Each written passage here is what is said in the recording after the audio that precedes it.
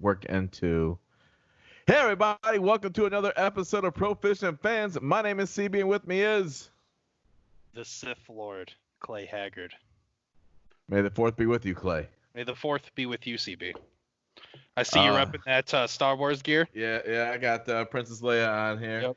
I saw that shirt there, but I was like, you know what? I know he has that shirt, and I was like, I'm not fucking doing that. So I put this on this morning, which even though I knew the 4th was coming, I mentally, when I put this on, wasn't thinking like Star Wars Day. Put your Star Wars shirt on. Like I just went through my closet and I was like, yeah, I'm gonna rock that. Bam. Sat down 5 minutes into, like, after you do your morning preparation before like you quote unquote start your day. Right. I sat down and I was like, oh shit, Star Wars Day. Good thing I wore my Star Wars shirt. Like it just kind of all clicked together. That's what's up. Which was pretty cool though. But I thought to myself before recording, I go, well, CB has this shirt. I go, one of two things are gonna happen. We're epically gonna match again, or B, he'll just wear something different, and it is what it is. I had to go with something different. It was either this or I had a BB-8 shirt I was getting ready to rock. So that would have been dope. I figured, I felt that I showed Princess Leia a little love. So absolutely, she was proud. I do have Leia she might have on been my my shirt first. too. I know. Your first love. She might have been my first. That's awesome. Jedi had me feeling some kind of way. Like fat, or not fat, but Jabba Hutt knows how to dress a woman. Yeah, right. He doesn't dress himself, but he does dress women quite nice. Quite nice. Yeah, I almost wore the Larry Zonka jersey, but I was like, I gotta rock a little Star Wars, a little Miami love today. So. Yeah. What was I gonna say to you about?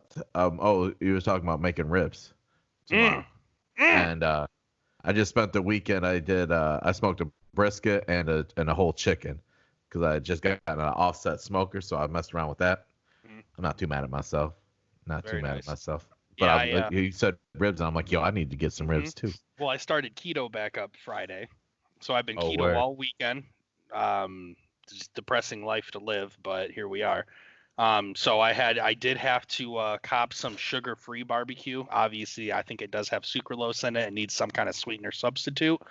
But I went with I told myself this time around, I'm not going to look at something, see sugar-free, look at the ingredients, as long as they're minimal. As long as it's not like an obnoxious amount of things that I can't pronounce or that I know of. Sucralose or sweet artificial sweetener is going to be something I come across naturally during this journey. And I'm not going to beat myself up. First time around, I didn't touch anything that I thought, you know what I mean? Right. I didn't need. And this time around, I'm being a little more lenient. I made a pot roast the other day, obviously lots of meats and veggies. But I did put little potatoes in there because I was like, you know what? I want a little bit of potatoes in there. Like, I'm not eating as much as I was to begin with, and a little bit of starch is going to help, fill me up a little bit, and also it doesn't make it seem like I'm completely shutting my door to like. It's the breads, man. Everything. That's what's fucking with you, though. You know what I mean? I'm not eating pasta, and I'm not eating bread. I was gonna say it's zero. But that shit that gets you. Yep. But I told myself if I want a little bit of rice or a little bit of potatoes here and there with the meal, I'm not going to beat myself up about it. Two natural carbs that grow that are not man-made. So I'll be lenient on that. That's what's up. So that's how my weekend's been. So baby back ribs. I'm excited. I won't be having fries or anything with them. Even if I made my own, I'm not going to go there. But we'll have ribs. I don't know what I'm going to have with it, to be honest, but I may just eat a whole rack of ribs. Ribs? That's all you need? Oh, you need a napkin and a whiskey. I mean, a fucking handy wipe to fucking wipe your hands off with? I have a whole bunch from B-dubs back before keto, so I got tons of little wet wipes too. Yeah, I told C about that. I was like, we're gonna have to do some ribs, and we gotta do a pork shoulder on there, and fuck, eat the meats. That sounded nuts. But it sounded nuts. CB, I'm gonna need you to bring it back out. Nasty. Eat what? Eat meat? Oh well. Hey, I guess here's the thing. It's like Why don't it's you just very have a awkward. tossed salad on the side, CB? Why don't you show your boys how to, toss salad so when you're eating all that pork butt and all those meats, I mean, I just want you to have a good nutritional spread. That's all. Oh, I hate you. Oh my. But I mean, if you like doing that, that's good for you. Right. Here, proficient fans, we don't judge. Yeah, we don't care, but I just don't want it. I'll You don't want pass. that smoke. I don't want that smoke. Yeah, I'm good. I guess it's just me awkwardly trying to go into the first subject that I kind of felt that we should lead this show off with, man. You know what? You take over, man. I don't know how to do this for you here. So, you there? Clay?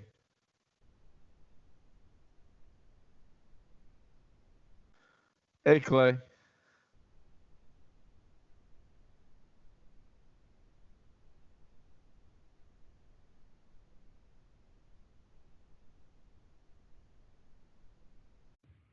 Hey, so That'll did be you interesting to see how our audio is spliced together.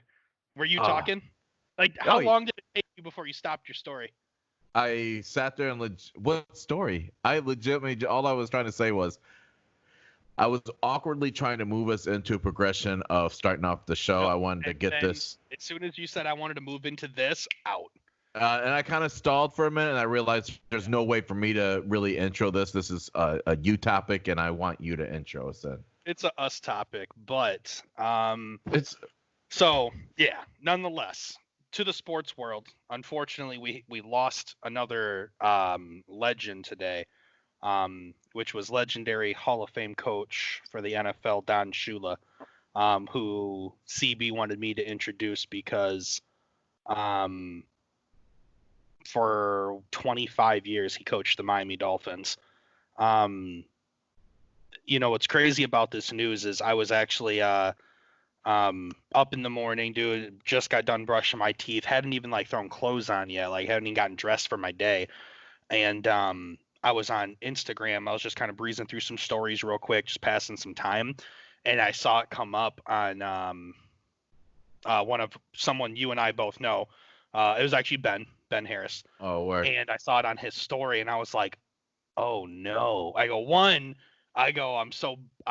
messaged him. I said, no, this is how I find out. And that's all I sent to him, which, I mean, he replied back. We had small talk, but yeah, man, we pulled it up and saw, but yeah, one thing that I was glad to know was Coach Shula passed away at the age of 90, but he passed away peacefully at his home with family, which is nice. I mean, if someone's going to go, that's the way you would want them to go, their way in their home with loved ones surrounding them, Word. But as far as what he was able to accomplish during his career, was nothing short of legendary, in my opinion, which I think most people would agree.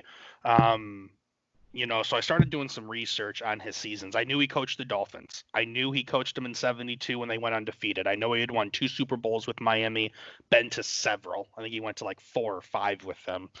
No, 4. Went to 4 with them. But I didn't realize he was the Detroit Lions defensive coordinator back in 60 through 62, which is pretty neat, actually. Then he was with the Baltimore Colts, which I guess I always knew but I guess I just never pieced the timeline together, because you can see here in these notes, I said, remember someone who guaranteed a victory. Like in Super Bowl III, he lost to Joe Namath and the New York Jets after the guaranteed Super Bowl win. I was like, dang, I just never pieced it together. You know what I mean? It's like you kind of like you have a chunk here and a chunk here, and it's all correct, but then you never take the time to put that puzzle together, and it just kind of like keep in mind that's a very long puzzle, so yeah. So, like, I mean, because you've seen, like, old flashbacks of Johnny Unitas, and you'd always hear Coach Don Shula, you're like, oh, he coached there before Miami. I think that's how most people saw him. He was a Dolphins coach. Like, that's where he made his name. But then to be like, wait, Super Bowl III, I go, that was back when like Unitas and Namath were playing, and I was like, holy shit.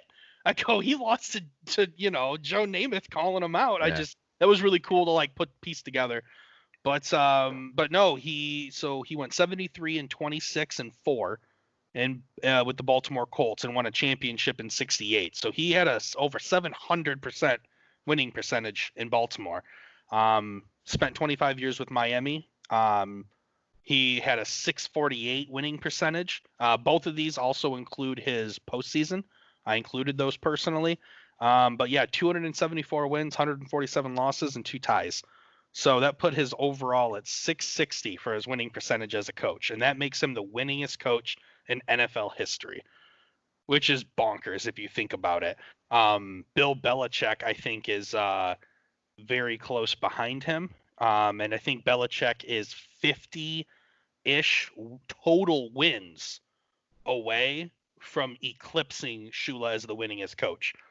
Which wow. even if he goes undefeated, he'd have to do that for like 4 straight seasons to finally actually catch up, which, oof, that's going to be tough. So, granted, Shula coached well into he stopped in 95. So that was 65 years old, and Belichick is what, in his 60s now? Yeah. So did Shula did he coach? I don't remember. Did he coach anywhere after Miami, or would he finish? Retired in 95. Done. Okay. So, really cool thing that I also noticed during my research that I had no idea about any of this. So back when Trump started up the United States something football federation, some starter up football league. Oh yeah. He actually reached out to Don Shula to come coach one of his teams, and Shula was actually showing a tremendous amount of interest. And Shula asked for a suite in the Trump Tower as part of his contract. Trump said no, went to the press, said Shula's a done deal. We just have to figure out his housing. And because of that, Shula backed out and retired. Good for him. Yeah. Basically, because they were talking to another one of Shula's coaches or players at the time who also player. I think it might have been Larry Zonka or somebody else who went and coached in that league after their career had finished up. Right. And they said that Shula most likely would have done it, no doubt, until Trump pushed Shula's name into the press. So he was like, he just didn't feel right about it. He's like, we don't have a done deal. You can't go out there just saying that's that. Like, I'm out. Yeah. So good for Shula. It just shows a lot for what he stood for. You know what I mean? Like, I feel like out of some of the videos that I've watched, Shula was a man who was definitely, I hate to say it, but very Belichick-esque. Do your job. Attention to detail. That's what wins championships. I saw a clip today. I might have sent it to you. And it showed him with like 3 different eras of Dolphin teams or 4 different eras. And he said the same thing in all of the huddles. Yeah. He goes, he basically talked about we need a long ball flight on the kickoff. And then he said some things, man, damn it. I can't remember. I should have find it for you right now. Hold on. I got you, man. I think I got you. Hold on. I got it right here. I was going to say I got you. Make sure we're not offside. Don't give up the one-on-one. We got to do the good job on the kickoff, the hang time. Don't give up the one-on-one. We got to cover the kickoff, good hang time. Don't give up the one-on-one. Let's go. Just cover that kickoff. Stay one-on-one. Pay attention to detail. Good hang time. Cover the kickoff. Do your job. And I just, I'll be honest, like, I haven't done a lot of individual Shula research. It's always collectively as an organization and success, maybe a little Dan Marino. But right. I hadn't really looked up Shula a whole lot. So it was really cool to do some research on that. When he came into Miami back in 1970, they were only a 4-year-old organization. And they were 3-10-1. when he joined them. Like, that was their last season. His first season there took him to 10-4. And then the year after that, his second year, Super Bowl. Like, that's incredible. In 2 years with the team, he took them to an undefeated Super Bowl championship. Sorry, that was the third year. Second year, they still went to a Super Bowl, but they lost that one.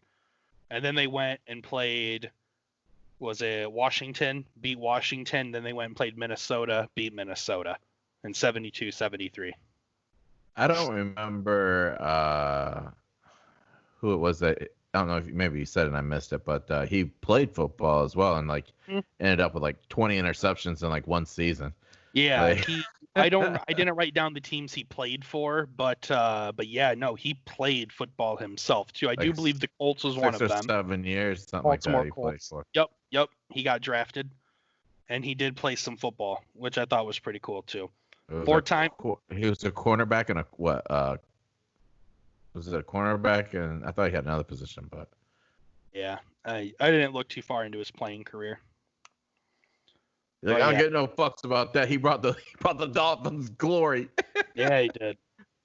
Four-time AP Coach of the Year, man, and Sports Illustrated's Sportsman of the Year in '93. He's the only pro coach to ever get that honor. That typically goes to athletes. So it just goes to show you the impact that he had on the game of football.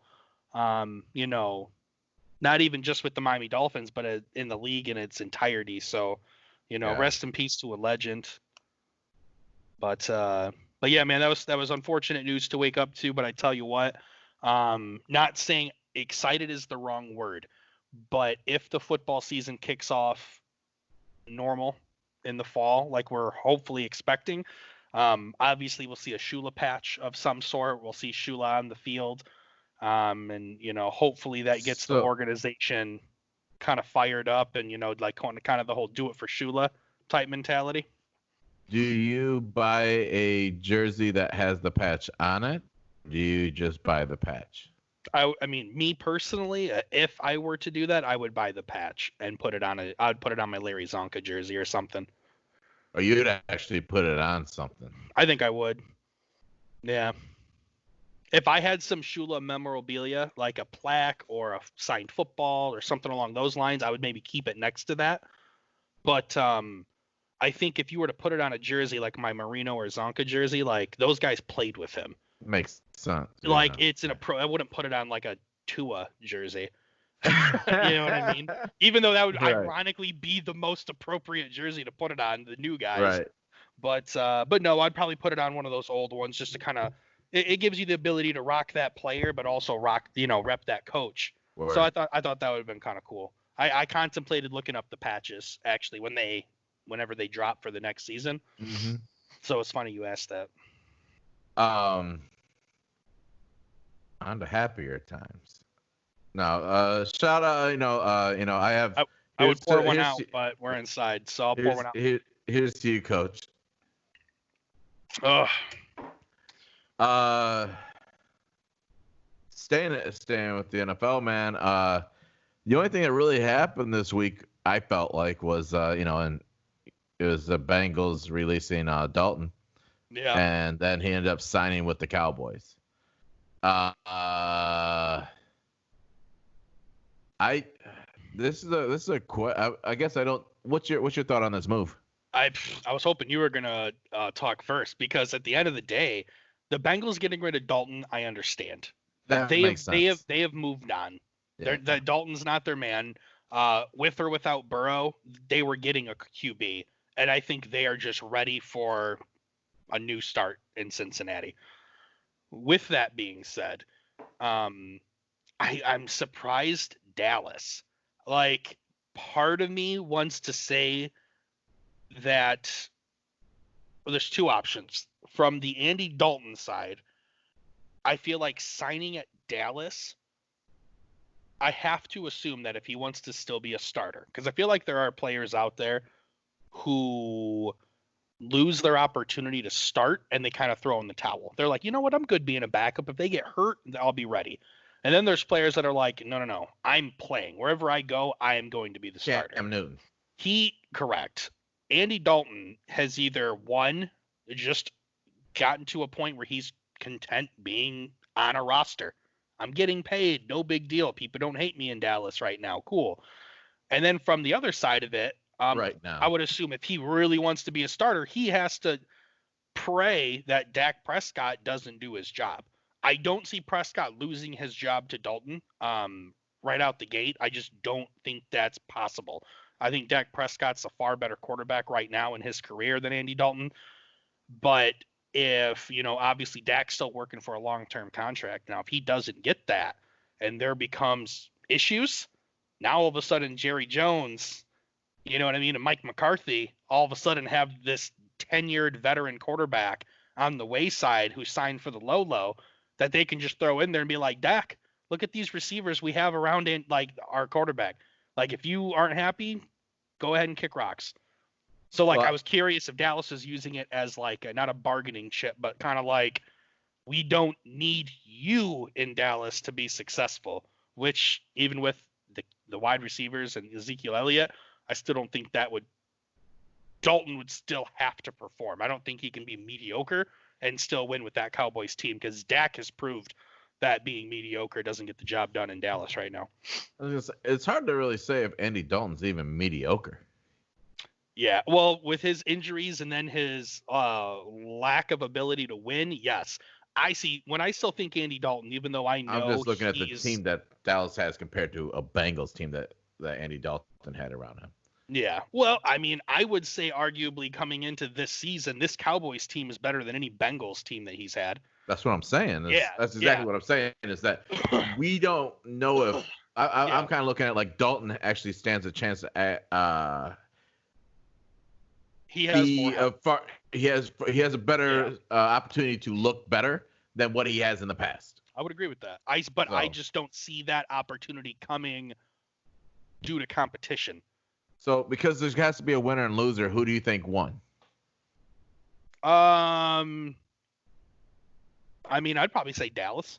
I think Dallas wins. Jerry Jones. They have depth. No, Jerry Jones wins. Yeah. Because he's just like, look, I can. You hit the nail on the head with hey, we got this guy for the low. It's not even that he can come in and do it. Look, we found somebody that that is a starting quarterback.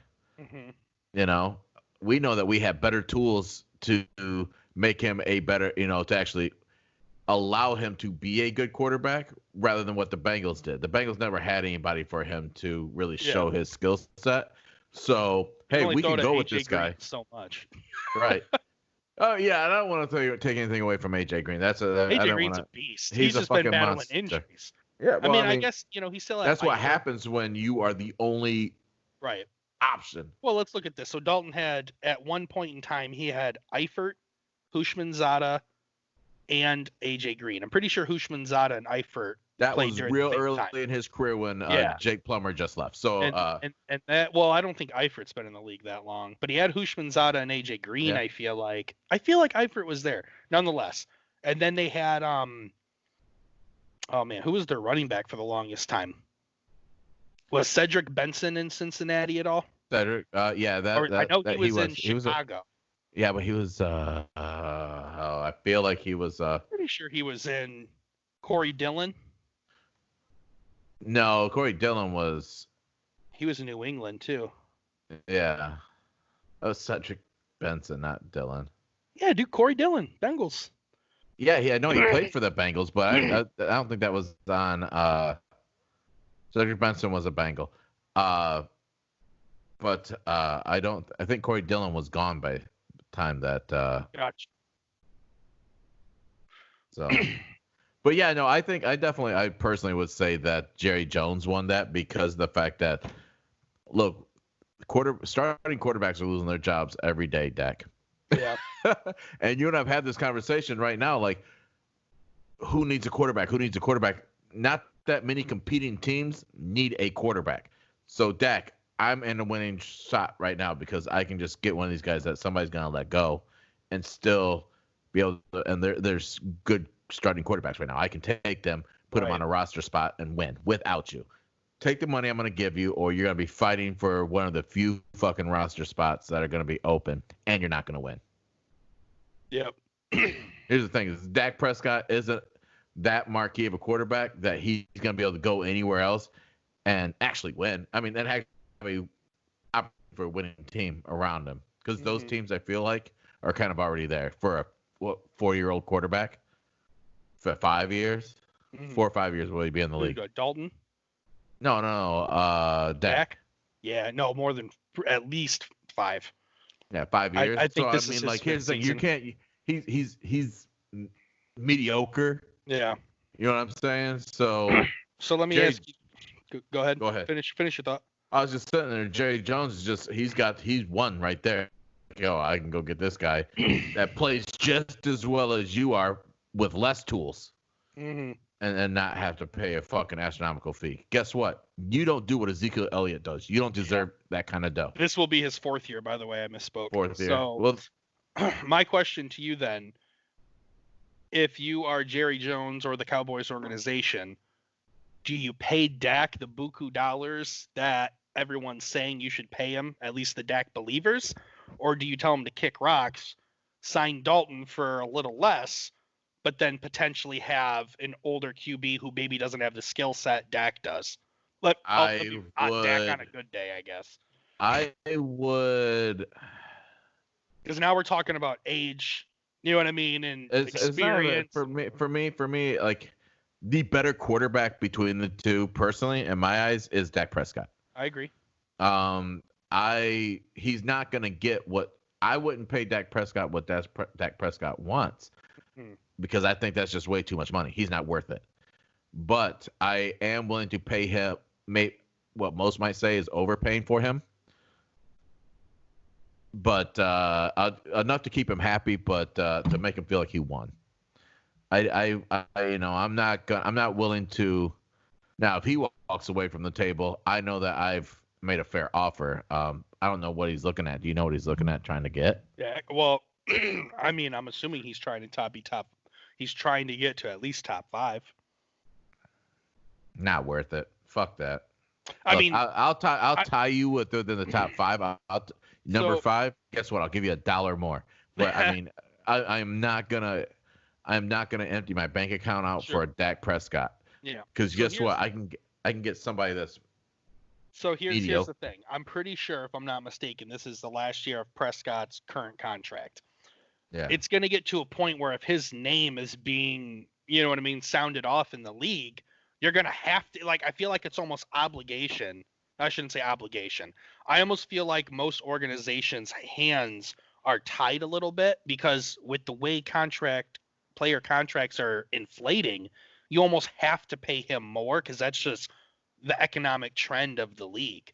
You almost don't even have a choice. Like, you can't sit there and say no. So figure out the percentage of the growth, right? Percentage of growth, and you pay them whatever that fifth, that top 5. You know what I'm saying? Whatever that fifth is, you do that percentage above what that person pays. He's not worth emptying your bank account. Yeah, and you know what else? Like, and you don't see it too often because players like security sign a smaller contract. You know what I mean? Tell them, like, look, we're not going to pay you 6 years, $80 million. Like, that's just not going to happen. But what I will tell you is, how about we do a 3-year, 45? And it's a you know what I mean? You gotta. Now, granted, I guess I don't see the point, because, as you would probably argue, 3 or 4 more years after now, he's halfway through his career. Now, you can arguably go longer, but you got to be a GOAT to get through 20 years in the NFL, especially at that position. Like, you have to be doing the right things consistently, which he has been unable to show. So I was gonna combat and ask if they should sign him short term, but that's not really a realistic signing, because the NFL just doesn't do that unless you're an older veteran and you're just not sure from a physical standpoint how long you'd be able to do. You know what I mean? Well, that's the reason why Dalton got like a 1-year contract, and I'll be honest, wherever Cam Newton goes, especially at this point in time, a 1-year contract's all he's gonna see. Yeah. You know, I mean, that or he's not going anywhere that competes. I know we're not trying to talk about Cam, but I'm just saying he's one of those quarterbacks right now that. Yeah. Did you see? I guess side note, nothing to really talk about, but the NFL officially canceled their London games.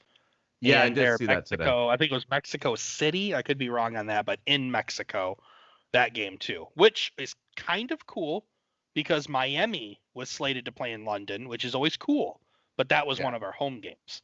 So we actually just got a home game back because of that, which I think any fan would say if it's a home game, they don't want to play in London. If it's an away game, then who cares? You know, you're traveling anyways. You're traveling further. Yes. But like, it's just nice to know that we're not losing a home field advantage for one. It's just a disadvantage for all the other teams in the league who don't have to lose that home game. That's all.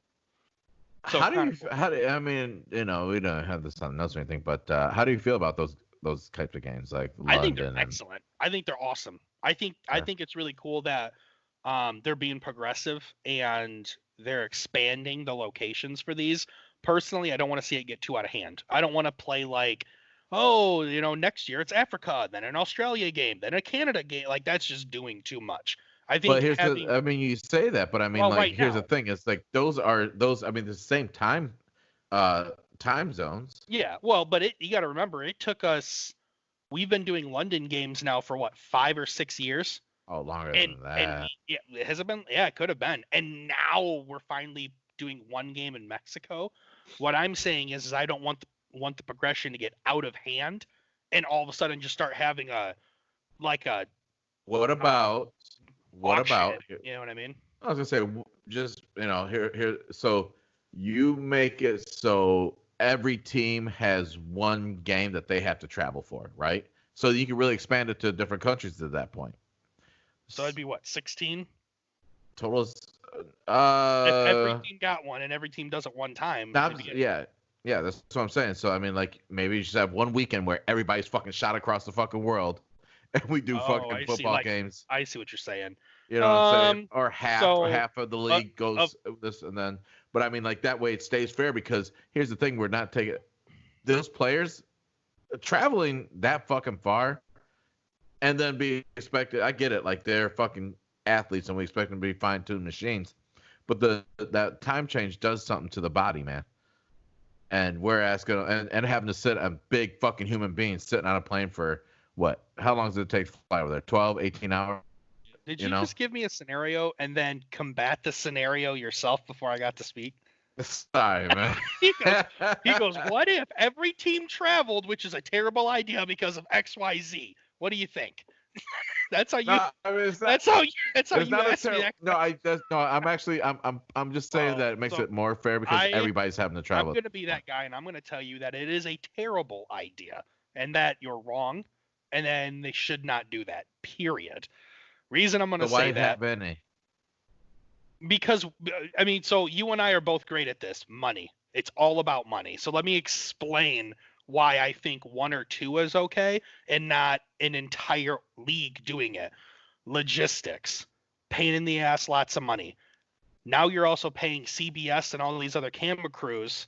Well, you're maybe not paying them, but it's all part of a group call. Now you have all of these camera crews that are traveling to go do all this shit. I just feel like at the end of the day, when you make an international football game open to so many people, it almost takes away how special it is to have a London game or how special it is to have that game in Mexico.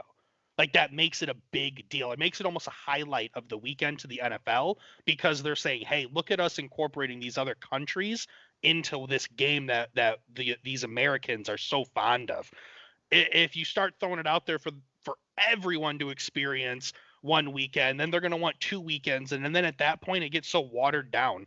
I feel like that's why it's so special when, like, international football clubs or soccer clubs come to the States to play a big match. Yeah. Like when I got to watch Liverpool and Arsenal at the Big House. Go green. Go white. Thank you. But when I got to experience that soccer match, if they had a game there every other month, I would wait for the next one. Then you start, I'll wait for the tickets to be cheaper. I'll wait for shittier teams. Like, I'm not saying that would happen in this situation, but generally speaking, I want to keep it to almost like a treat to these countries. I just I think from that you just said, you think that I'm talking about the league everybody going to fucking play in England the same. You know, I'm talking like, yeah. you were gonna say something else. I'm sorry. I just want to make sure. I just wanted to clarify that I was talking about like everywhere. That's how I took it. I don't know, man. I say keep it the way it is right now. I like the structure. I think opening it up to Mexico, I thought was pretty cool, being our bordering country. But I think 2 international games a season as a league is perfect. I personally wouldn't change that right now. Not to mention, as an NFL fan, Mexico's a little different. But when you play those London games, there were times I had to wake up at 9 a.m. to watch the Dolphins. And then, lo and behold, bars are closed. You know what I mean? I can't go out and socialize. Like, I know that's getting nitpicky about me personally as a fan. But I feel like it's still cool. Don't get me wrong. I like waking up early on Sundays, and while I'm looking at my fantasy team. By the way, side note, have you ever had a fantasy player play a London game and you fucked up and didn't set your roster in time? Like on Saturday night? I've had that happen also. I had like a running back playing, and I was like, son of a bitch. I don't want them playing right now, and it's 10 o'clock, but now I'm punished. Yep.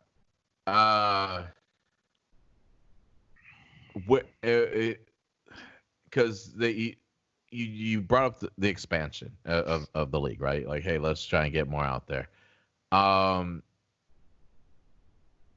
After a couple years, they've done, they got England and they got Mexico City. Where would your next destination be for them to set up? Because it's going to end up expanding. I would say if you had to do it, I feel like either China or Japan, mostly because a lot of people don't realize both of those that I personally know of. That's why I'm saying those countries. They have football leagues. They're just super low key. They're not popular. There's not a lot of teams. But I think those are big influential countries when it comes to a progressive sport. I mean, you've seen the success that the NBA has had over in China prior to recent controversy. But past all of that, it's been amazing being able to have basketball players in China where they're like gods. I mean, look at Stephon Marbury. That dude's still a god in China. You know what I mean? So I think that would be cool. I was going to say my other one, though, unless this is pertaining to China or Japan. No. The other country that I think would be really cool would be Australia. Mostly because it's like kind of way the hell out there, but I know Australia is also, I don't want to say an athletic country. All countries other than Antarctica participate in sport. I just think that would be a really cool place to go. I know they're very heavy in rugby over there and things like that. So I feel like that would be an appropriate, New Zealand. Well, New Zealand isn't by Australia, is it? My geography is shit. Is it one of the, not islands, but hey, so I have this giant map on my desk, and I'll tell you. Yeah, I was gonna say, I believe it's New Zealand. It's right there by there, and because of the blacks. East of Australia, yeah. Yeah, because of the black. Yeah. It's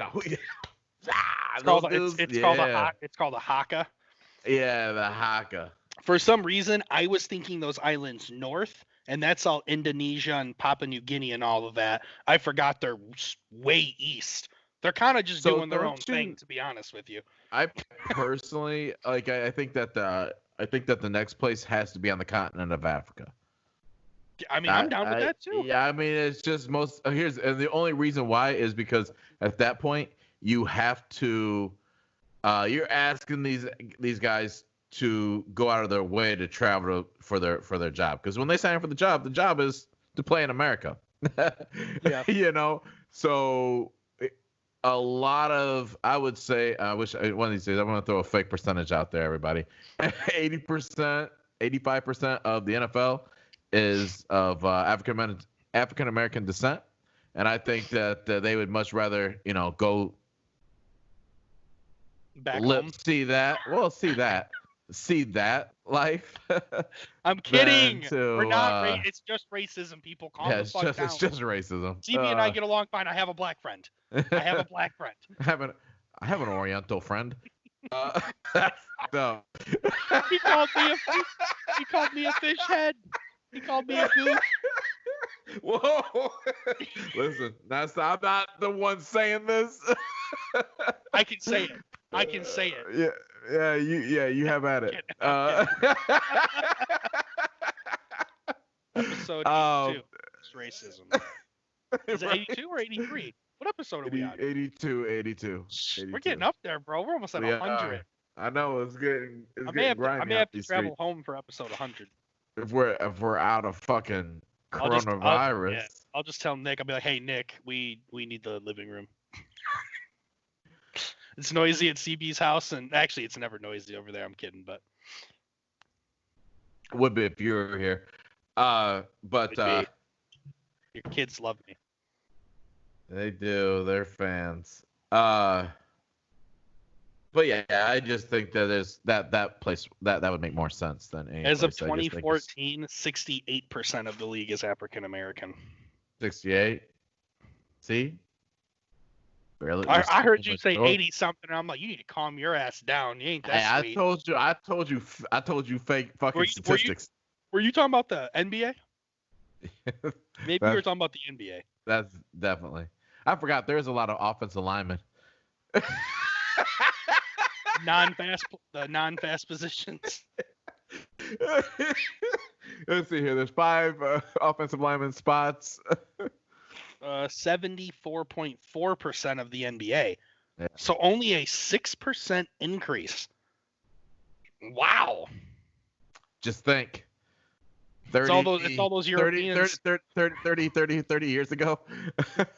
we weren't 40 years ago. We weren't even allowed to play. So. And look how the game has progressed. In a positive note. Yeah, right. You're welcome, America. Yeah, this bum Michael Jordan and LeBron James freaking scrubs. This is Walter fucking Payton and Barry Sanders. Have you heard of Steve Nash? He's you know what? He don't count, and neither does Dirk. Well, Dirk could count because he's German. The Europeans? Yeah. Oh, they're not white. They're. I didn't realize Tony Kukoc was from Croatia.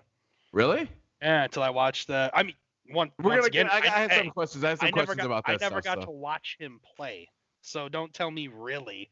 Well, okay, so no, it's not even about that. I guess I just, I grew up with this, right? We're talking about The Last Stand, everybody, in case you're late to catch on, and so I grew up with this. This here probably was when, gosh, you weren't even paying attention to basketball back then, were you? Mm-mm. Like when he was playing, I wasn't able to put a ball in a hoop on a professional level rim. I mean, I was 6. 4, 5, 6. But okay, so how old were you in about 2002? 12. So I had just learned to play basketball in middle school. That was my 7th grade. Sorry, I played in 5th and 6th grade, so that would have been 99, 2000. So 2001, 2002, 2003 was 7th and 8th grade for me, middle school. But I wasn't really into. Oh, 2003. I didn't follow basketball then. I was gonna say in 2003 is when he retired. So you got to see old Jordan, which am I? That's why I told you I've seen more Wizard Jordan games than I have Bulls Jordan games. Unless I'm watching flashbacks. But I'm talking about live games. Where were you when this happened? I've seen Jordan play more as a Wizard. No, I know. I'm trying to wrap my head around. I'm trying to wrap my head around because I'm just sitting here going, "Oh, this is so familiar." And yeah, I mean, if you weren't so hip and with it right now, CB, I'd be calling you Boomer every 30 seconds. So. Yo, my kids started that shit. I fucked them up. Right. What are they? Gen Z? Is that what the current gen is? The young kids? I think so. I don't know. I think you're just a millennial still, aren't you? I'm a millennial, but the millennials have technically already ended years ago. Yeah, that's what I'm saying. So there's I think it's Gen Z is what they're calling these new kids. I was sitting here, I was thinking about this. I don't remember what made me think about this. but I thought about like everything that happened like during my grandparents' time, everything they saw. Like my grandparents rode horse and buggy and saw the car become a thing, right? So oh that, my like, God, can you imagine that? that blew my fucking mind, right? A And then car? I'm sitting. What? It has how many wheels? Yeah, right. And you don't have to do anything. You just sit and steer. What? So like that shit blew my mind, and I was thinking, wow, I've seen a lot. But I was thinking about I was thinking about millennials though, and like this, what'd you call them, Gen Zers or whatever the fuck they're called. And it's really up to them how they're really gonna, because like what you guys did was there hasn't been a lot of great inventions since, you know. But I feel like my generation, millennials, we at least grew up during this tech boom. We grew up that's what I was during getting at. Was you made everything that was created, you just made it worthwhile. You know, I mean, like you're like, yo, you can do this. We can make this do this. Can we push it to do this? You just maximized what was created. And I was just like, what's this next generation gonna do? Because I mean, like, I'm looking at my kids going, See, what the fuck are you gonna I feel do with like yourself? your generation is what made this tech what it is. My generation, we created. You guys made it. You guys made it so we utilized the tech, but I don't feel like my generation se created this technology boom. No, like you get all the credit for that. I tell older people than me, because here's the thing: is computers started before me, and I sat there and I told them, I go, like, as we have old people, you know, we used to deal with old people on a regular, right? So we sit there and they're like, oh, you know, this is your young guy stuff. I was like, I looked at them, I go, yo. I'm like, y'all created this. You just chose not to keep up with it. Correct. I say that all the time, man. I tell people when they ask me, like, how do you know all this? I try and give them the most honest answer. But I'll be honest, I backhand it a little bit. And I go, I chose to learn this. Yeah. I chose to educate myself on this. Because there's only been maybe one time, I don't want to say I got into it, because you already know I take the utmost pride in customer service, and I treat my customers with as much respect, probably more respect than I do my friends. But at the end of the day, one of them, you know, they were like, this is stupid. Like, we're never going to get this. Keep in mind, you know, like us old people, we weren't born to learn this stuff. And I was like, you guys created this. That's what I was like, you're the reason this stuff technically is here. That's your generation. You started this. Like, yeah, well, you know, we do, you know, I don't know how to do all this button stuff. I'm like, but you had it when it was simple. Did you have a rotary phone? That is technology. I did. You still had to learn how to use a rotary, which, with all due respect for all those like real young kids out there, like, I feel like a rotary phone is extremely simple. I've never actually had to use one, because by the time I was old enough to make calls, we had like actual phones. You could just press the button, or like push button. You had but like a rotary, I mean, I don't find it to be that maybe because I still saw movies. Maybe I just self-educated myself. Yeah. You know what I mean? So you know what? I'm gonna back off on that topic, but yeah, I digress. Nonetheless, it's cool, man, because of the fact I was just thinking about like everything that I've seen in my time.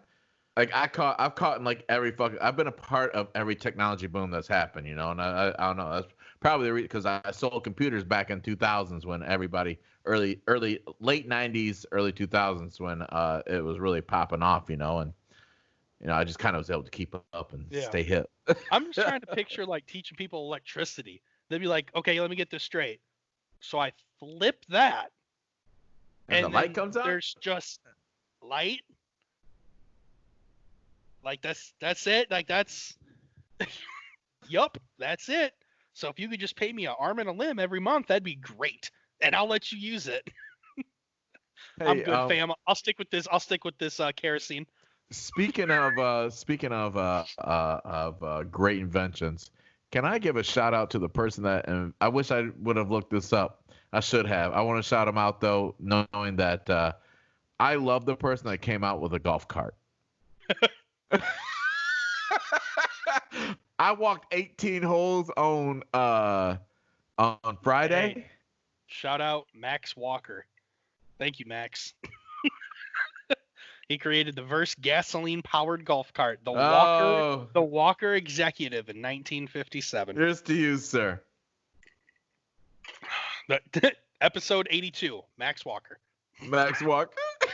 So learn it, love it. I walked 18 on Friday. That was like 7 miles, dude. 7 fucking miles. Yeah. I saw all the fucking course. So fun fact, down here in Indiana, I rode 9 last Friday, and I rode 18 yesterday. Golf carts were never banned in Indiana. Every individual gets their own cart unless you are riding with someone you live with. Or at another course, they actually put plastic dividers down the middle of the cart so you can't come in contact with the person next to you. That's Which then people are touching that. So like, unless they're sanitizing that, just because your arms and stuff, like, I know it seems far-fetched, but I'm guessing that. Well, I mean, here's the thing: is like the clubhouse is wiping these down with probably like a bleach water. So I mean, it's not a big thing to fucking hit that plexi up real quick. Wop wop wop. Yeah, and it's almost like a tarp. It's not like a hard piece of plastic, so like probably inexpensive. But yeah, it was beautiful golf weather. I actually golfed fairly well too, which is pretty exciting. So it would have been nice to have had a cart. I mean, like my buddy that I went golfing with, he was just like he came to the conclusion. He goes, if I'm golfing with just one other person, he's like, I've decided that I will walk going forward. He's just like, and he's like, if it's more than one, then we'll ride a cart. But we talk so much. He's just like, he realizes that when you're in a cart, you don't talk that much. And I was like, fuck, like we're just talking bullshit and talking. You know what I mean? The entire time, and which you think you do that in a golf cart, but you don't. You know what I mean? And I'll bet we made great time. We walked 18 in 4 hours. Trucking, dude. 3.5 hours. I golfed 18 with 3 people. Oh, well, then I'm taking a real gangster because I walked that bitch. That's why I have to diet. Because I like that cart, son. I golf for enjoyment, not for exercise. It let me know, man. I was just like, shit, I thought I was semi in shape. Boomer.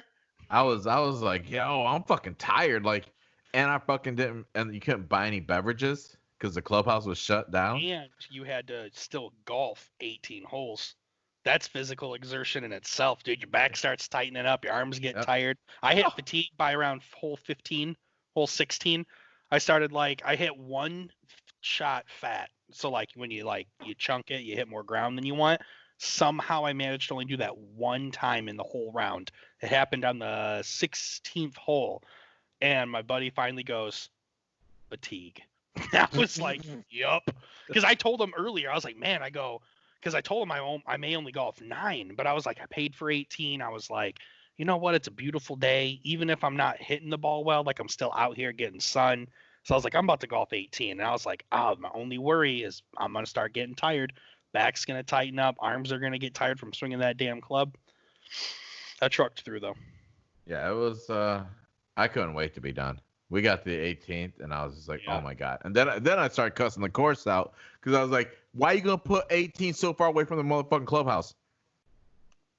I was like, I was done. Where'd you go? I couldn't buy. We played Prairies. Yeah. I sat there and I didn't buy anything to drink because I was like, I'll be able to buy a beverage at the clubhouse. I had a fucking flask. Yeah. Couldn't get in the clubhouse. Lucky my boy, he had he was hungover as fuck. It was great. And he goes, well, I got a Gatorade and a water. He goes, you can have one. I was like, I'll take the water. Like, what kind of asshole would I be if I took your Gatorade? Let me get both. I'm like, yo, give me the shit with a flavor.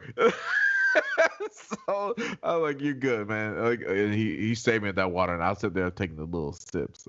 I felt like I was Arya fucking saving water and fucking Game of Thrones. I took a giant fucking thermos of cold water, dude. Yeah, and I was. And that shit I got stayed thirsty the entire round, dude. My mouth was dry as fuck. I'm like, I'm sitting there drinking Jameson out of my flask because I'm like, trying to wet the whistle because I want to save my water. It was stupid. It was stupid. Oh, so much fun. Let's see here. Sorry, we digress. I'm sorry that was, or I'm glad that was still a sports topic. It was. We're not getting away from like the normal podcast talk. I do have some Michael Jordan questions for you as far as like the Last Dance, but MLB, man, you got a little information for us for baseball. Yeah, because I'll be honest, you gave the best notes this week, so we're gonna rock with your topics. So I didn't actually look into this. I didn't read about it. I just thought it would be a cool, quick talking topic for us. You know what I mean? We don't got to get into too much detail. But I saw this on a website, and it said the MLB is discussing a plan that would realign the league into 3 10-team divisions in 2020. Like, which is crazy because number one, typically when there's big league changes, they're not the next season. They're numerous seasons out. Right. So they can plan and things like that. But they have 3 divisions, the East, the West, and the Central. So let's just talk Tigers, just because I don't want to go over every team. But the Central, along with the Tigers, the Royals, and the Twins, the Indians, and the White Sox, would also start including the Cubs, the Cardinals, the Brewers, the Braves, and the Reds. It almost seems as if when I look at all of these divisions, they're almost trying to break it down based upon I was going to say time zone almost. I know the East covers a lot of these teams, but like Atlanta is really the only team, and that's really actually the only team that's far away in the Central. We can easily drive to all of those, but Atlanta. Yeah, that's what I'm saying. I mean, Cincinnati, Milwaukee, those are both roughly 4 hours. I don't know how far St. Louis is, I guess, from Michigan or Indiana. 9 hours probably. 9 to 10 hours. But yeah. So, I mean, I guess let me just ask you this. Let's not talk too much about how they broke down per team. What do you think about the MLB taking this massive AL and NL conference and multiple divisions into a simplified 3-division format? I think a lot really has to do with how they end up breaking down the playoff structure. Yeah, that was my biggest question when I first saw this. That's the only thing, like only 3 really makes it hard to do, right? Because with 4 you got brackets and it's easier to do. With 3 it's, I don't know. That one's going to be a tough one. If this is going to be something that they're just doing for this year, then I mean, like, you're legitimately letting in, I would say, the top 4 teams from each division. Maybe top 3 with the number 1 team in each division getting a bye. I don't know. It's a tough figure out. You know what I mean? And so let's see. I'm gonna pull up the 2019 MLB. I'm gonna be honest. I don't want no part of the Brewers. We had 1, 2, 3, 4, 5, 6, 7, 8, 9, 10. There were 10 teams total. Granted, 2 of those games or 2 of those teams were win-in games. So I guess if you had 3, the only way you could do it would be 4. Kind of like you said. Well, that or you take the absolute best record in the MLB, and they get the bye first round. Mm-hmm. Yeah, because you could do boom, boom, boom, boom, boom, boom. That's 6, 7, 8, 9. 9 teams. So the team that has the best record in each division, no, because that wouldn't. Boy, it's so tough to do that bracket stuff. 5 hours away from here. 5:48. 5 hours and 48 minutes to get to St. Louis. Yeah, I was gonna say 6 hours. That was my guess. I guess I was thinking for piss breaks and drinks. Sure. Roadies. Yeah, right. Back to Jameson. Yeah, I don't know, man. I would say keep it. I mean, if they're going to, I'm gonna be honest. Like, if we're looking at these right here, if we say 3 teams out of each one, Yankees, the Nationals were nice last year, so I would almost say Boston Yankees and the Nationals out of the East. And then well, hang on. They gotta know of this breakdown. So they got 10 teams for each three divisions. In the East, you got Baltimore, New York, Boston, Philly, Pittsburgh, Tampa Bay, Florida, Miami, Toronto, the other New York, the Mets, and then Washington. And I mean, I would say going into this next season, I feel like the Yankees are an automatic. They're just too stacked. Yeah. So I agree with you there. The Nationals, I think, are still a very big favorite in this division. Past that, I think you might see a battle between maybe like Tampa Bay. I was actually gonna say either Boston, or maybe Philly. You know what? I give Philly some love, but I really just think that Nationals had a run last year, man. Mm-hmm. Maybe it was because of Bryce Harper. Maybe it's because of Bryce Harper left, and they're like, "Yo, we got something to prove." But I have the Yankees and the Nationals as my for sure's. I don't know about the last one. Red Sox, maybe Orioles, maybe Phillies. That's kind of what I was thinking. In the West, you got Oakland, Arizona, San Francisco, Colorado, Los Angeles Angels, Texas, LA Dodgers, Houston, San Diego, and Seattle. I think we all go ahead. I was going to say Dodgers for sure. Yeah. Padres. Them Padres made a playoff run last year. I don't know if they're a guarantee, but they didn't get any worse. And as much as I hate to say it, I feel like Houston, regardless of all their cheating scandals, still have a good roster. But despite them, I'd like to see maybe the Angels get in there. I'll go A's personally. You're going Mike Trout. I just going for Billy Bean.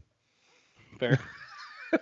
I'm rooting for that guy, man. And then in the Central, I already rattled these off, but we got Atlanta, Cincinnati, Milwaukee, Kansas City, St. Louis, Detroit, Chicago, Minnesota, Cleveland, and the other Chicago. So you got the White Sox and White Sox, and you got never mind. Cubs, you talking about who could actually? I was gonna say win?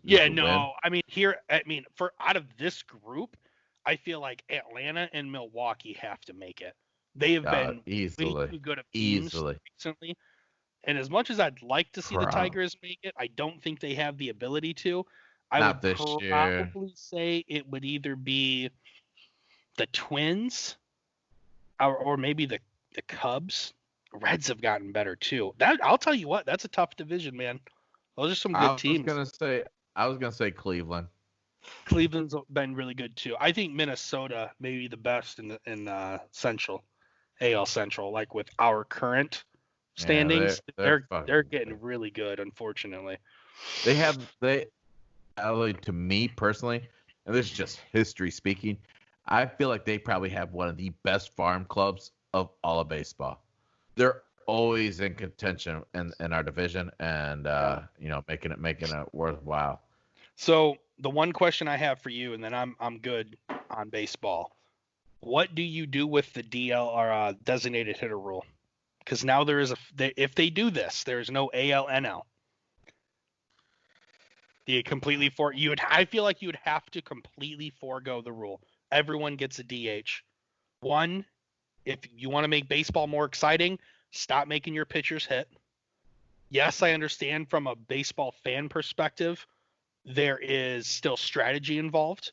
You know what I mean? Bunting guys over. Like, that's a part of the game. We grew up knowing that even in high school and Little League, your weaker hitters, maybe not per se, but typically, they help progress the game and you get your good guys in scoring position. And I feel like that's a big part of the game. But at the end of the day, when you got a league who is, battling to gain more fans and battling to be relevant when it comes to TV, I feel like you have to make bold decisions and say the history of baseball that some of us have come to know and love that formula isn't what is currently working in today's game. Like, the MLB cannot be scared to start to make changes here and there. And I feel like, in order to make the game more exciting. Now, the tough thing is you have to battle, which I feel like would be the biggest issue is, do we make so many changes that we forget who we are and where we came from just to, get more fans? So now you're battling not reputation, but like tradition based upon changing for current success.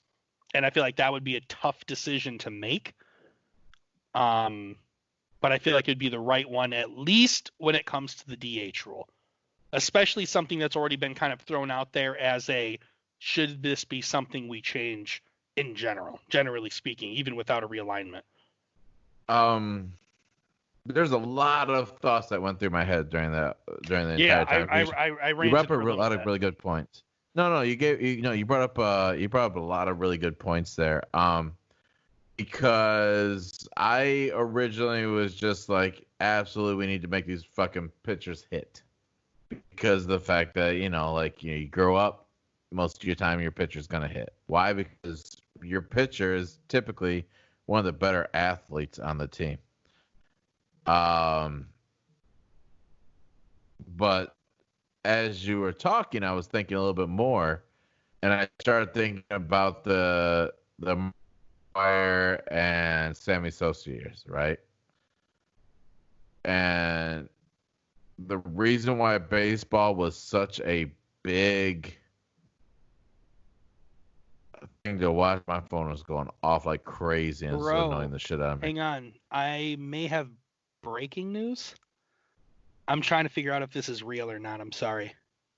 What were you saying though? I'm sorry. Well, I'm all fucking befuddled now because of so much information that's coming through. Breaking news. What was I saying? So I'm gonna just say this in case this is true, and I'm sorry to cut you off. Potential. Okay, and I don't know if this is true. Multiple sources are saying that spring training will begin on June 10th and July 1st will be opening day. All teams will be playing at their home ballparks. Now, I'll say that again. Multiple sources are saying. I went to MLB.com right away. I don't see any news on it, but maybe this is one of those like calm before the storm.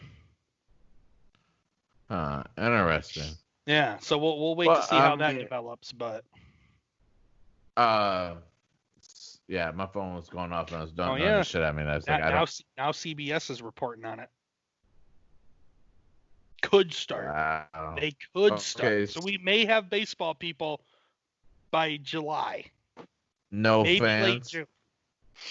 I don't know. I didn't read into it. What would you go to a game? I mean, I already told you. I'm obnoxious, and yes, I told you I would go to watch LeBron play right now if I could. But I'm also ignorant, and I don't care about the other people. I would just try and be as smart as possible.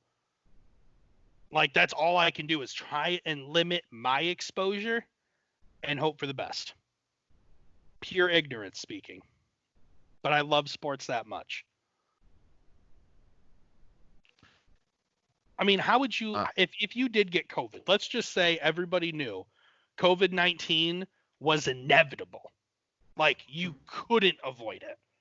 I would rather tell a story of I got it at a fucking Lakers-Pistons game compared to, yeah, I let my kid's friend come over and play. What a bitch way to get COVID-19. Yeah, I went to the store and didn't sanitize.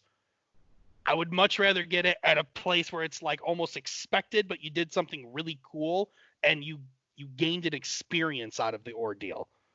All I'm saying is, if you had to get it, at least let it be cool. A cool way of getting it. I mean, that would be a cool way. It'd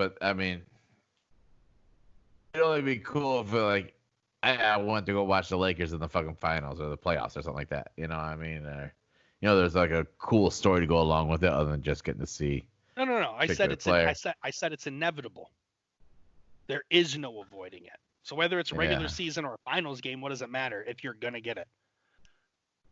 Live your life. If I knew it was inevitable, like truly inevitable, they found solid evidence and proof that no matter what you did, even if you locked yourself underground, you were inevitably going to get it, I would just keep living my life. I would hope that. I mean, if I'm getting it, I'm getting it. You know what I mean? I got a face mask. I wear that shit. Do you wear a face mask? Was that a rule in Indiana? Dude, so many places I go to here in Michigan. I saw in Michigan. Is it true that it's a face mask is required to go into grocery stores? Every grocery store I go to, I actually got kicked out of one. Yeah, that's not a thing here. I walked in and they're like, "Sir, you can't be in here." I'm like, and I saw it on the sign, but I was like, "Yo, I'm gonna try and see what happens," because I didn't have anything cut my face when I was there. And I was like, "Yo, I'm out. Like, I need something right now." And I walked in. They're like, "Sorry." I'm like, "All right, cool." I walked right out. It was no big deal to me. Yep. I was just like, I get it. It is what it is. So I went, came home. I told my wife, I'm like, "Yo," you have to start wearing a face mask if you're out. I mean, like I told you here on the pod that I knew I was being negligent. Yeah. So yeah. So for you, you're just looking for the clearance, and you're ready to rock, go to games. Yes. I told you it's an ignorant answer, but at least I stand by my ignorance. It's not even ignorant if I understand what I'm doing and potentially putting myself and others at risk. I guess the ignorant part would be putting other people at risk. But if I went to a basketball game, let's say, and other people went to that basketball game, that's on them. If you don't want to be exposed, you don't put yourself in those situations. That's the way I look at that personally. Like, it shouldn't be I should be able to enjoy a game with safety, but you can't guarantee that safety as soon as you leave your house. So, I mean, that's what I would argue. But you're trusting that those other people are taking the same precautions that you've taken. No. You and I have had this conversation. If I went to a game, I would get a face mask. Due to that, like, how severe of an instance that could potentially be, I would at least try and equip myself appropriately. Maybe take a little hand sanitizer and throw a mask on. But I would still go. I personally wouldn't say no. But keep in mind, I don't have a family to worry about. I don't have kids in my house. I don't have a wife, you know what I mean, or a girlfriend to get sick. But so you wouldn't take that whole I know that I'm 100% clean to go visit your family? I'm not trying to be a dick. I'm just asking a question. I would go visit my family regardless. Okay. Like, I would be comfortable right now driving to Kalamazoo, seeing all of my friends and family. That would, like, if they were cool with it, I'd be cool with it. Yeah. But I have nothing to worry about. If I get sick, I'm not fearful for my life. I would come back home. I would take necessary steps at that point to get healthy, and I would live my life. Like, that's, and once again, I don't want to come off, you know what I mean, sounding silly or stupid, but like, that's just, once again, right now, that's what I say. Who do it in hindsight? I could regret my decision. Like, that was so stupid. Like, I got sick. I mean, I think the thing is like, because you could be a non, what is it? You can not be sick, but still be carrying the virus. And then every place that you go to, all those people that you saw, even though that you're just like, hey, I've taken all the precautions, but you haven't, because like in Canada, you're not forced to wear a face mask or anything like that. So you haven't taken all the precautions, right? I'm not trying to be a dick. Yeah, I'm just saying. No, you're not. Because I said that if they were comfortable, I know for a fact you would probably be like, yo, man, like, real talk, no offense, I really don't want you coming into my house. I did it at the beginning of the pandemic. Yep. I mean, here's the thing: is like, I'm also like, what was it? Last weekend, I had a friend come over. I don't know what he's been doing. I really don't. I have no clue. But I was just like, he said something about coming over. I go, yo, I don't know, da da. And then I came up with the, hey, why don't we, I didn't. I was like, yeah, you can come over. And I told my wife, I'm like, we're hanging out in the backyard. I didn't want him in the house. That's fair. Only because I didn't want. I mean, like, yes, I could have sanitized before he got in the house. I could have sanitized directly after. But I felt that, you sit outside. I started a fire. I brought the TV out so I could watch the draft there. You know what I'm saying? So I mean, these are the precautions I took so I could still be social. And even my buddy that I went golfing with, like we've him and I had, very vivid conversations about what we've done for our families to try and make sure that we don't. Boy, that's crazy. It's almost like you could have podcasted with your co-host, but decided not to. But here's the thing: it's fine, bro. It's fine, bro. It's fine. Nope. You say that, but he puts the finger of the hand over the camera. No, you say that. Need to explain yourself. No, I'm explaining this though. I didn't know who was coming through Nick's house. Fair. You know what I mean? Lots of traffic there. Yeah, absolutely. So I don't know. Let's make it sound like a drug house. Like, this fucking run 24/7. Nick's a social guy. He's got a lot of friends and a lot of people hang out. Which I will say though, since I personally know that he has definitely limited the people who are allowed. Oh yeah, I mean, I feel like he. I don't know. I don't not to get on topic of his business, but. But that's the reason why I didn't pod with you when I was kind of. Bro, it's fine. I'm not good enough to come over for a bonfire. I get it, bro. Like you've made it clear. You've made it very clear. First off, when you were back home, it was fucking cold outside, so I wasn't playing outside. So you get your dick. And I could tell my boy was a little chilly because I was just like, you were just like, you can go whenever you want. Because I'm cold too. So I got a fire here now. Actually, that'd be great. So I got a little more news on MLB. This is coming from Ken Rosenthal. Oh, that's true. The most realistic time range for opening day, somewhere between mid-June and July 4th, in the view of most officials. It would allow for an 80 to 100 game regular season, which they normally play 162. Which they should be just about that number anyways. Yep. The schedule running through October. An expanded postseason at neutral sites might follow, with the World Series ending in late November or early December. Dude, I'm gonna be honest. Although like the time frame for like how far it goes away, I think that's a perfect number for baseball games. Yeah. I get it. I understand why they have to have so many games because you got to pay these fucking astronomical contracts that they're paying these guys, but that's the right amount of games, man. Like basketball gets done just as you're getting tired of regular season basketball. you know, like, and the NFL season, the reason why it's so fucking hype is because every fucking game matters. What's that face? I'm getting a lot of breaking news right now. I gotta Google some of this stuff though, bro.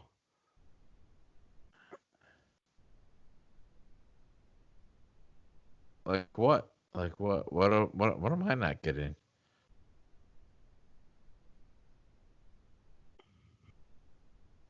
Yeah, I knew that was fake. I am seeing potentially rumored that I shouldn't say that. They were asking Ron Rivera if he would re-sign Cam Newton now that he's in Washington. But I saw another breaking news, but we're not going to get into it because I don't see any sources, and I'm just going to put my phone down. Hey, what else we got to talk about with sports? What else? Don't we have something else down here real quick? Wrap up. I do have something. Do you want to do that tonight, or do you want to? I don't. Is this going to be a big talking point? There's not much that we really have to get into. Yeah, I just kind of just had a quick question. You feel the honorable mention. The honorable mention. We'll worry about that later. I mean, that was like, hey, I don't know what the fuck we're gonna do. So this week we just had the third player to opt for the G League instead of going to college. Which is basketball for those of you who I'm sorry. Yeah, I'm sorry. I just jumped right the fuck into it. I mean, I got no problem being the guy to fill in the simps, if I may, since that's become a popular term. There you go. Look at we're hip. Simps. Down. we're with it.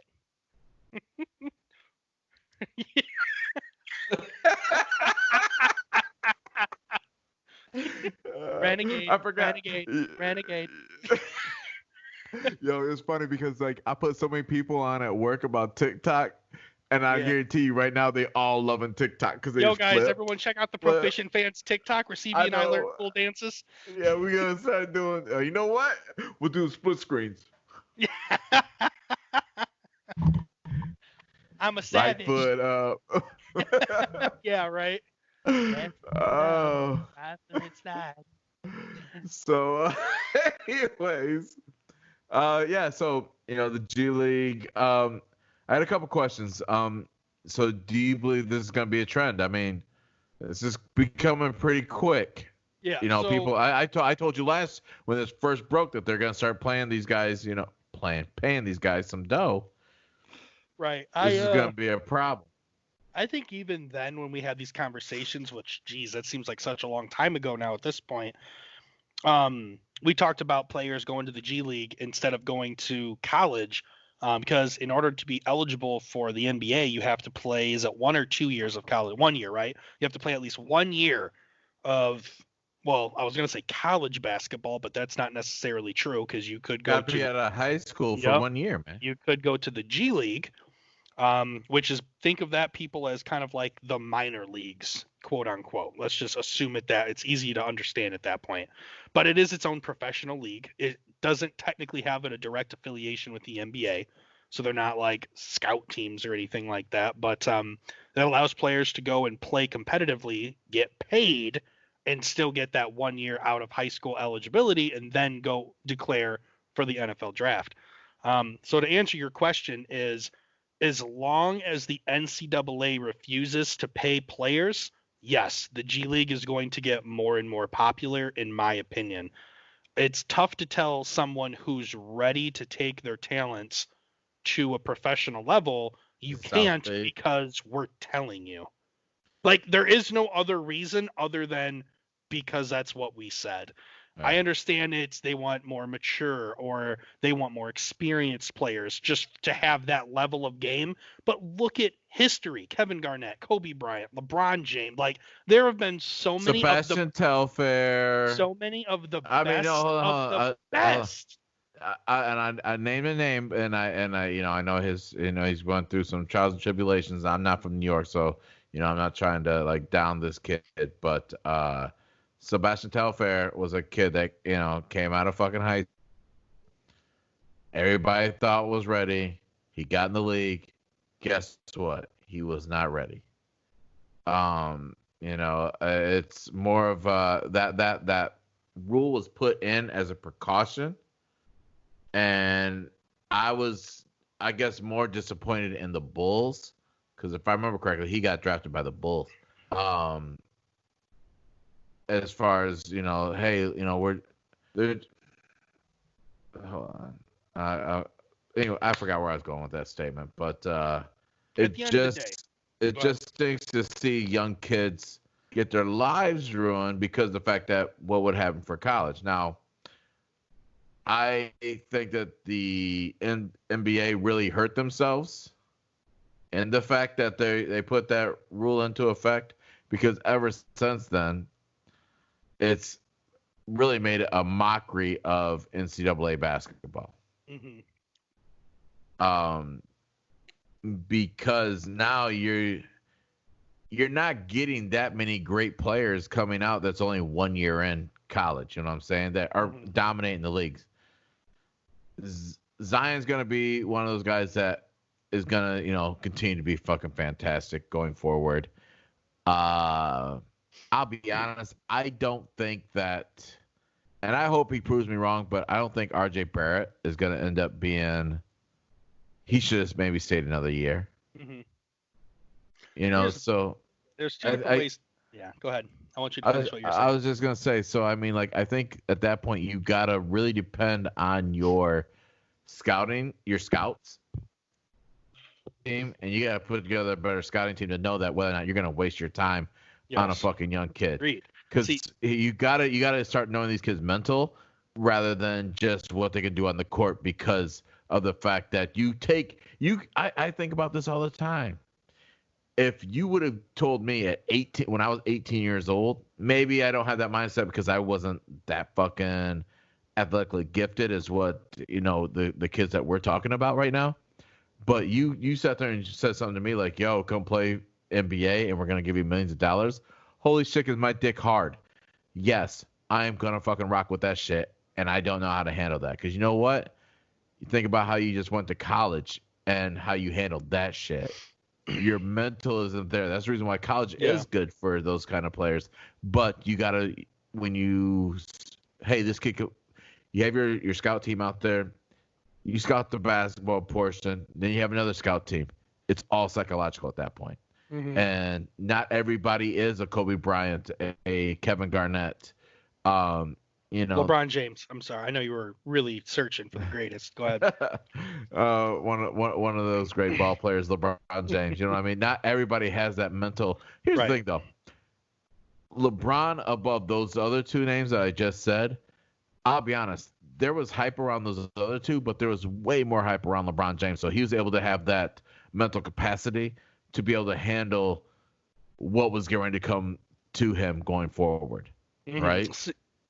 And so I think it's a lot of everybody wanted to jump on that, especially after Kobe Bryant. Everybody wanted to jump on that. Yo, we're gonna get a fucking high school player that's gonna go out there and dominate. I mean, there was 2 years back to back. You had KG in '95, and then Kobe in '96. All right, back-to-back years. Let's jump on it, guys. This is the new trend. This is where every basketball is going. And those organizations that were jumping ahead weren't doing all the work. They just looked at the basketball aspect and not the what is this kid gonna have to go through going forward, because we just gave him a lot of money and all the shit that he dreamt about doing, he can now do. And can he be maintained in a professional is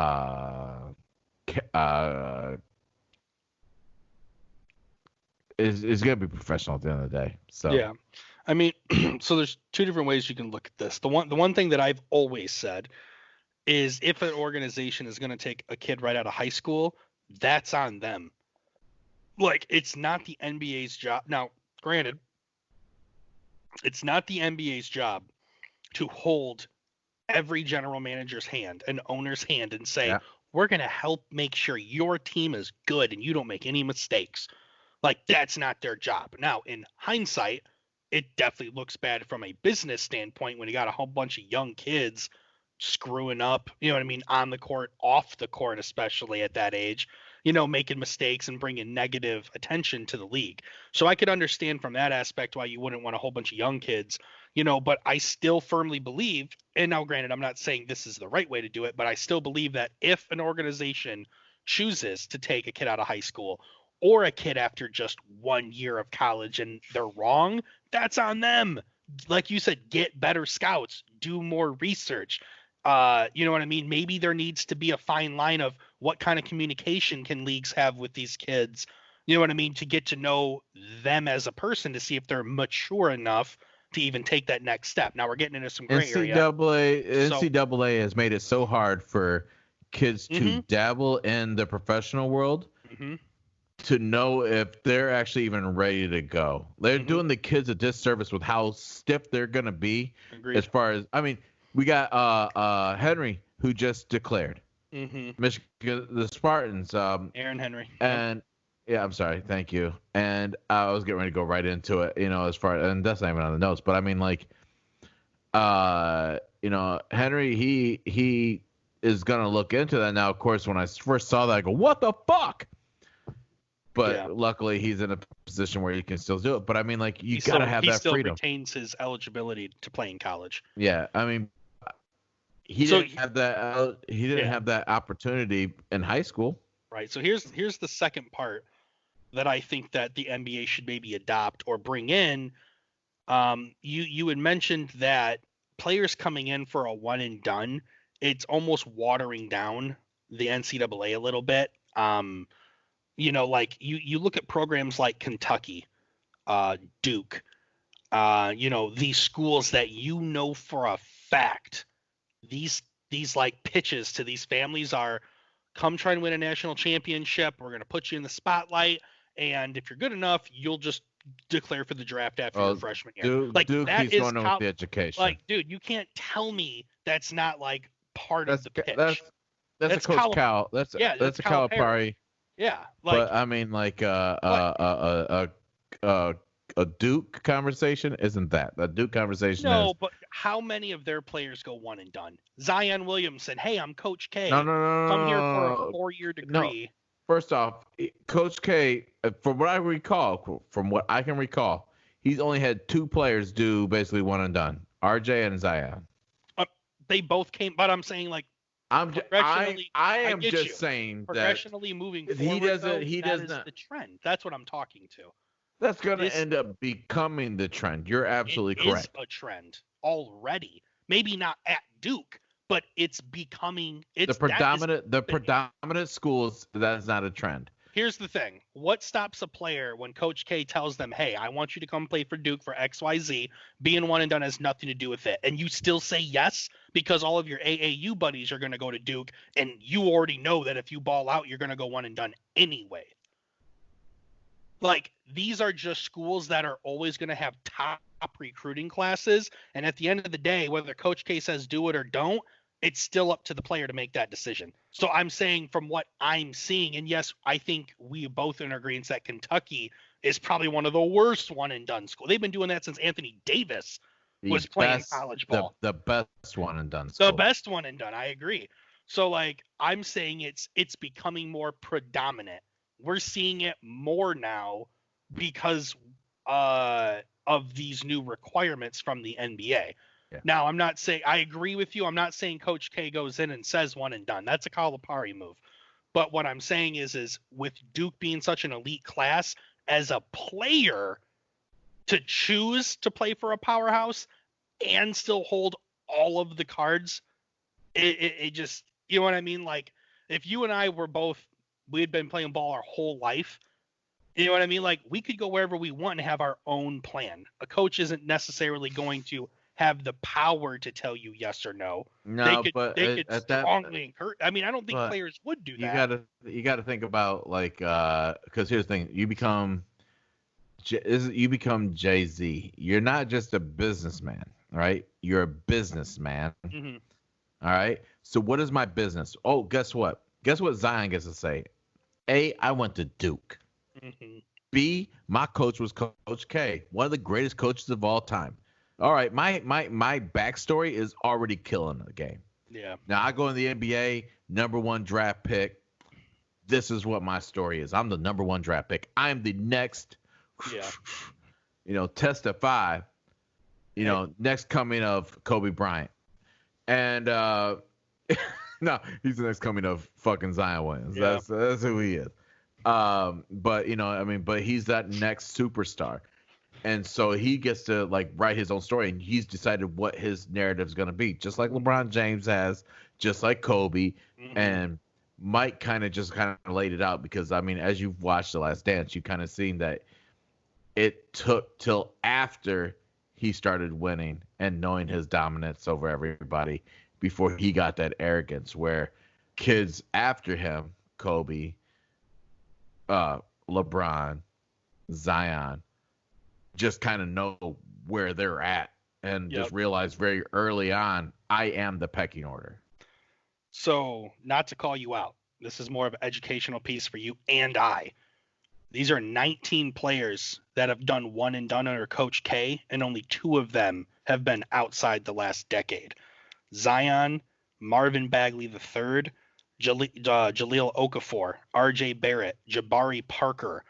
Luol Deng was a very long time ago, so we're not going to count him. Tyus Young, Jason Tatum, Brandon Ingram, Justice Winslow, Austin Rivers, Wendell Carter, Kyrie Irving, Cam Reddish, Trevon Duvall, Corey Maggott, once again back in the 90s, kind of older, Frank Jackson. I mean, there's more, but like I didn't realize there was so. I count 10 those one and done players that really made a splash in the NBA. But I'm saying it's Maggette, by the way. One Google search is bringing light to how severe this one and done is. It went from 2 to 19, and I'm not to discredit your knowledge, because I wouldn't have known that unless I Googled it.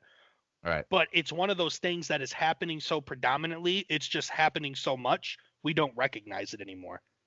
Like, I mean, dude, because unfortunately, Coach K's teams yeah. are competitive, but not that's the squad. You know what I'm saying? Not since Christian Laettner era has Coach K team. I personally feel, Zion, but before that, I would say Laettner was the last Coach K team that had the whole NCAA shook. Sure. Yeah. Corey Maggette, he was nice. You said Cam Reddish, he could ball. He balled in the NBA. I mean, like, he balled. I'm not saying these guys are like superstars. I'm saying out of everybody you just named, only not there's a greater amount of those. I kind of justifying your argument. At the same time, just saying that 10 of those players, and I know I'm stretching with the Cam Reddishes and the Corey Maggettes, but like, these are guys that I remember really kind of balling out in the NBA. So the other side to my argument, which we just kind of went on a tangent with side one, side two, the one thing the NBA could do to make this all better is adopt what the NFL does. You have to play 3 years of college basketball before you can enter the NBA. Is that fair? You know what? Like, or 2. I mean, however many. All I'm saying is. I mean, I think the NBA. I think the NFL one's kind of unfair. Yeah. You think 3 is too much? Well, I think that if you. I mean, I get it. Like, you're a business, and you get to determine when you're willing to allow people to join your organization. Like, I don't have to hire you because of. A, it kind of is age discrimination. Mm-hmm. B, you know what I mean? Like, but so A, age discrimination. You just saying I can't earn right now? The second one is if I can, what's that boy's name from Ohio State? Football or basketball? Football. Running back. J.K. Dobbins? No, he was the kid that freshman year smoked the whole NCAA. Big Ten wrecked him. Recent? 2001, 2002. Oof. Somebody's yelling. Here's the thing. I know people are yelling at the motherfucking. Our Ohio State listeners are yelling at the fucking. Other radio right now. RB Ohio. Maurice Clarett. Clarett, thank you. Maurice Clarett. A guy that very easily could have went into the NFL right out of high school, or at least that 1 year of college, because the NFL had that, and he sued the NFL. He tried everything he did. But I mean, like, I'm a believer in, if I can earn, let me earn. So, okay, I need to understand your state. So you don't agree with one and done. NBA should be able to pull kids from high school. Yeah. Okay. I thought your argument was that you liked the one and done. You just didn't like.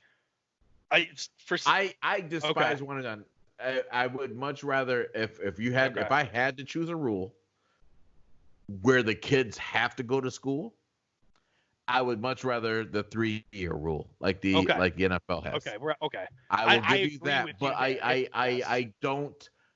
But I also don't agree with that. I'm with you. I still believe, even in the NFL, if you want to take someone from high school, go for it. I will say in the NFL, not to take any physicality but I get it. away Your from man the body. NBA. You got to get a man body. Yeah. Now, granted, once again, not to take anything away from the NBA, because it's an extremely physical game, and you have to be extremely well conditioned to play any professional sport, any professional sport. Football, and I'm going to go out on a limb here, that's still another beast. No, think about this though. Think about beast. We say the NFL game is fast now. Imagine you don't make kids go to fucking college for it. Mm-hmm. Yeah, I see. I don't think you could take a kid from high school into the NFL. I don't think they're physically or mentally capable of that transition. I don't want to speak on anybody's mental, but I do want to speak on the physical. What I mean by that is a high school offensive playbook to an NFL. How many college kids can't make the transition because of the vast amount of knowledge you have to have? I'm not saying that. That's what I mean by here's the thing. So like we have this ongoing joke from when I played, and this is just high school. That was back when you wore leather helmets, with the leather helmets, right? Yeah. I had a coach that sat there and say, CB, if his knuckles turn white, you blitz, right? Mm-hmm. Like, I mean, because it was that intricate. At least where I came from, right? Like, I mean, we had those kind of coaches around. Like, shit. I'm not saying we had as many coaches as we did players, but we had quite a few. And it was, so I mean, I just think that your high school game progresses. I look at my kids now and the progression of what those coaches do for kids. Channing, my youngest, his basketball coach, has them running plays already. Mm-hmm. They weren't even playing on 10 fucking foot hoops. And he's just like, run red. I'm like, what the fuck? Now, we grew up playing baseball together and all this shit, opposing schools and stuff. And I was just like Ken, my kid just learned red. What color it is? Like, you're gonna have him running around, like. But I just think that the progression of the sport just really increases at that time. I just think we're gonna be afraid or not afraid of it joining, the growth. So. Yep. I'm sorry, I'm getting blown up.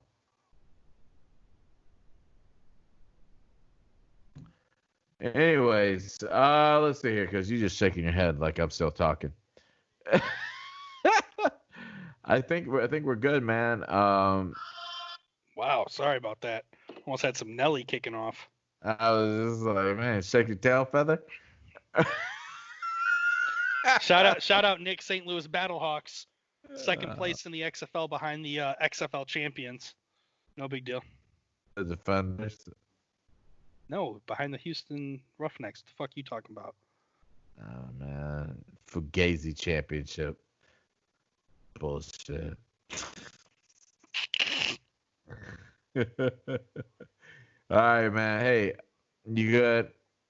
I'm good. Hey, we're gonna save the Last Dance for next week, and we'll talk about episodes 5, 6, 7, 8 all at once. That's why I was wondering if you want to talk about the G League stuff, because I didn't know what you wanted to get into.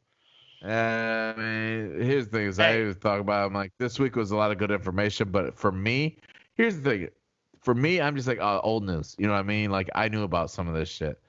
But I was kind of more curious about what you had to say. So we'll watch. I've already been watching I keep on watching replays of it. Come with good questions, good thoughts. What was going on around that time period?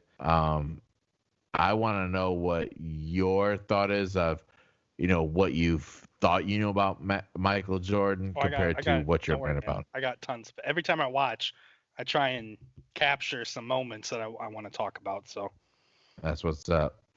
All right. Well, hey, guys. Thank you again for joining us for episode 82.